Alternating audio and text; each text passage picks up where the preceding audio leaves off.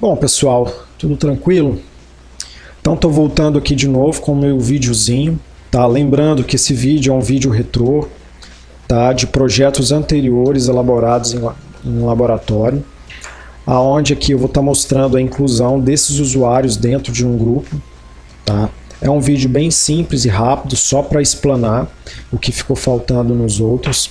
Tá? Eu decidi colocar separado, porque assim fica muito mais fácil você estar visualizando e acompanhando como é o processo em cada etapa.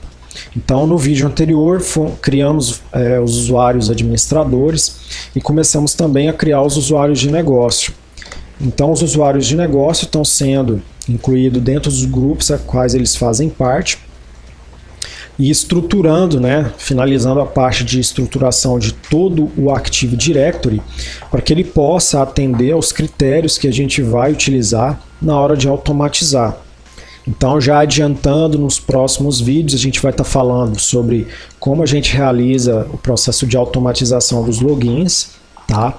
Essa automatização que eu falo, ela é voltada para os recursos que você tem na rede. Por exemplo, mapeamentos de unidades de pastas compartilhadas, de também estar utilizando impressoras compartilhadas, tá? Então, isso vai ser de grande importância na hora que você for utilizar uma estruturação como essa que a gente está fazendo.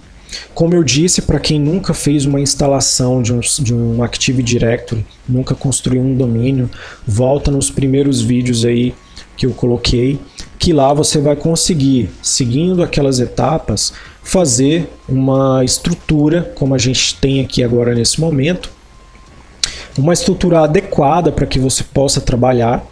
Em todos os vídeos eu deixei bem claro as condições que esse servidor está hoje. Ele tem condições de entrar em operação e funcionar sem problema algum.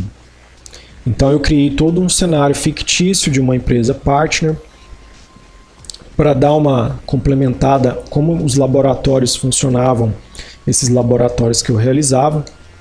Era uma sequência de vários treinamentos e vídeos que eu elaborava, voltados a respeito dessa área, pelos anos que eu trabalho também, E antes do partner seu que é hoje, ele veio de uma migração de um outro domínio chamado unions.com.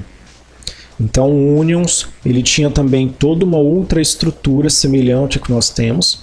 Ele era de uma estrutura que foi originária da plataforma 2003 Server. E desde então, as práticas que eu estou colocando aqui são práticas melhoradas de acordo com cada versão que vai lançando. Lembrando que nas primeiras implementações de AD que foi realizada em laboratório, nós começamos com o domínio unions.com e depois a gente fez uma integração desses dois ambientes funcionando. Eu não tenho esses vídeos aqui para deixar registrado, mas nesses outros vídeos a gente tinha uma integração entre o partner e o domínio da Unions, em duas redes distintas, compartilhando dos mesmos recursos e tendo uma integração entre si. Então foi um projetinho muito legal. Infelizmente não foi possível fazer todo o processo de gravação. Eu ainda tenho esse servidor intacto e funcional. Então eu vou separar um dia aí só para poder fazer um vídeo mostrando como é que estava o Unions. Então assim, esse vídeo é bem rápido, tá?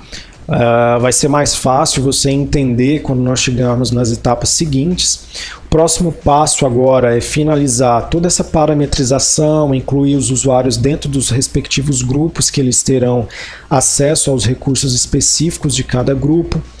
Procure sempre fazer esse tipo de parametrização.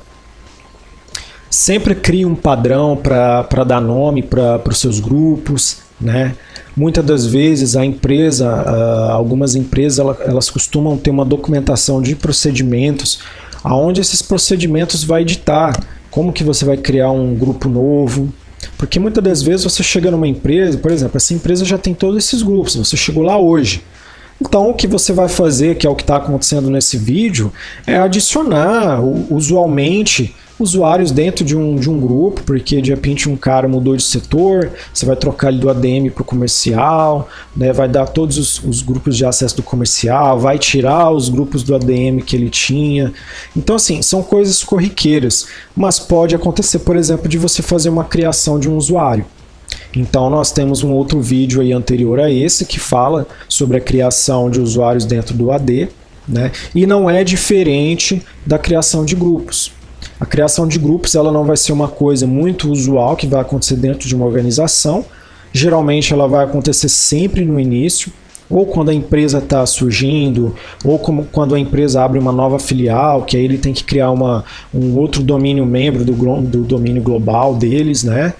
Então, assim, aí sim vai haver necessidade de criar um grupo. E a criação desse grupo ela não vem do nada. O analista ele não vai simplesmente criar o grupo. O pessoal é da onde? Ele é lá da filial, por exemplo, de Goiânia, ou ele é de Belo Horizonte. Eu vou criar aqui o grupo chamado Belo Horizonte. Mas ele criou um grupo muito genérico, né? Aqui, o nosso exemplo ficou bem simples, tá? Mas, por se tratar de um escritório que eu ficticiamente considerei como matriz, então todos os grupos que forem criados como partner alguma coisa, eu sei que se tratam da matriz. Mas eu poderia, por exemplo, criar ali, por exemplo, matriz, ou criar partner-matriz-admins, por exemplo. Poderia criar, por exemplo, partner-matriz-ADM. Também é uma prática interessante utilizar, porque eu já estou determinando que faz parte da empresa partner, né, da filial, ou do escritório, ou da fábrica, ou do armazém matriz do setor administrativo. Se amanhã surge uma filial, por exemplo, em Goiânia, poderia ser criado partner-Goiânia-administrativo e assim sucessivamente com todos os grupos que você tiver a necessidade. Então, assim, olhe esses vídeos, dê uma olhada, analisa mais ou menos para você pegar um passo. E outra, gente, para eu chegar nesse nível, para ter todo esse conhecimento, só hoje, depois de uns 3, 4 anos que eu estou compartilhando essas informações, porque eu tenho novos projetos, eu quero começar a compartilhar mais conteúdo, que eu trouxe esse material. E eu não poderia, por exemplo, começar a fazer alguns vídeos, por exemplo, já entrando no 2012, né, no 2016, né, sendo que eu nem peguei lá dos primórdios. Então, assim, a minha vivência com Active Directory ela vem lá desde o Windows 98 Server, né? Muito embora no 98 Server ainda o AD não era uma coisa tão assim bem elaborada. Então, a partir do Windows Server 2000, eu já tive uma proximidade muito maior. E hoje, comparando, por exemplo, se você comparar o 2000 com o 2003, você vê uma diferença enorme. Cara, o que o 2008 hoje faz é uma melhoria muito maior do que o 2003 já fazia. A diferença do 2008 para o 2003 é a integração de alguns recursos que é muito mais sofisticada, né? A qualidade no processamento das informações, a distribuição, o vínculo com o GPO, uma série de coisas. E também a possibilidade de trabalhar com a versão 64 bits. Né? É claro que você vai encontrar no mercado versões 32 bits, mas hoje em dia é muito difícil dentro de uma organização você utilizar uma plataforma 32 bits, até por um aproveitamento maior de hardware, né? Então, na versão 64 você aproveita. Vai ter alguém que vai dizer, mas eu já trabalhei com o 2003 Server que era 64 bits. Eu também já trabalhei. Mas na época, o 2003 64 bits, ele não foi tão popular porque, infelizmente, estava sendo um dos primeiros protótipos, né? E a gente sabe quando vem os primeiros, sempre tem alguma coisinha ou outra. Mas, enfim, né? Então, popularmente, todo mundo, a grande maioria de quem aí já tem uns 10 anos de vida trabalhando na área de TI, ao menos uma vez na vida teve contato com o Active Directory do 2003 Server. A maioria. É difícil ter um analista que nunca teve acesso. Pode ser que tenha alguns, como eu, né, que tiveram acesso a versões muito mais antigas. Então, assim, eu já entrei trabalhando em algumas empresas que já rodavam o 2000 Server. Eu trabalhava num ambiente didático onde eu tive o primeiro contato na minha vida inteira, eu era muito jovem, né, com o 98 Server. Não tive tanto contato assim para passar muitos detalhes, mas a gente tem inúmeras literaturas aí que você pode procurar na internet que você vai poder alcançar. Não é o meu caso aqui, certo? Então, assim, é importante eu trazer esses documentos antigos, esses vídeos antigos, até por uma questão assim de entendimento, porque muitas das vezes você pode estar chegando aqui agora e pensar, poxa, de onde esse cara tirou esse vídeo, cara? O cara está narrando um vídeo de alguma coisa que está acontecendo, fique tranquilo. Né? Dificilmente você vai ver eu copiando alguma coisa da internet para trazer para cá. Né? É mais fácil eu estudar, elaborar um plano a respeito daquele conhecimento que eu vou adquirir, me preparar, estudar, praticar muito, né, e depois trazer para cá. Porque aqui eu não vou ficar lendo planilha, não vou ficar lendo PowerPoint aqui, para ficar lendo uma coisa que eu peguei da internet. Isso aqui é a vivência do meu dia a dia. Tá? E para chegar nesse nível de construção, porque eu me considero um especialista no cenário, né? Você consegue elaborar aí vários domínios, né? Vários Active Directories em várias empresas de uma forma mais otimizada. Como eu encontrei no começo, eram inúmeras formas que tinham, cada unidade que eu chegava na empresa era de um jeito, então você acaba perdido. Então eu comecei dali a aprender que você precisa determinar certos padrões para nomenclaturas, para tudo, para facilitar até mesmo o seu processo de administração. E melhorou muito. Então, saindo da versão 2003, que a gente já começava com aqueles scripts de DOS para automatizar os logons, né? No 2008 a gente já começa a ver uma popularização maior das GPOs, e nisso veio as GPPs, tá?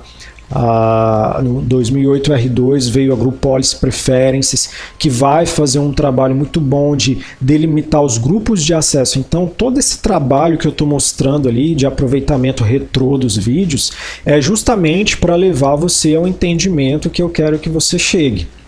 Então, para que quando você chegar lá numa GPP, você entender, cara, então realmente não adianta, nossa, legal, tem as GPPs, e agora? Não adianta você chegar lá na GPP, mas como é que existe um processo por trás disso? Uma GPP não vai funcionar perfeitamente se você não tiver um grupo específico, delegando as permissões específicas para os usuários que você tem os objetivos detalhados. Tá? Então, é isso que eu queria falar hoje nesse vídeo. Espero ter esclarecido alguma dúvida que possa surgir. Tá? Se você gostou, aguarde que tem mais vídeos aí. A gente vai para o próximo vídeo trazer alguns complementos. A gente vai começar a fazer um processo de estruturação das nossas unidades de mapeamento de rede. Um abraço.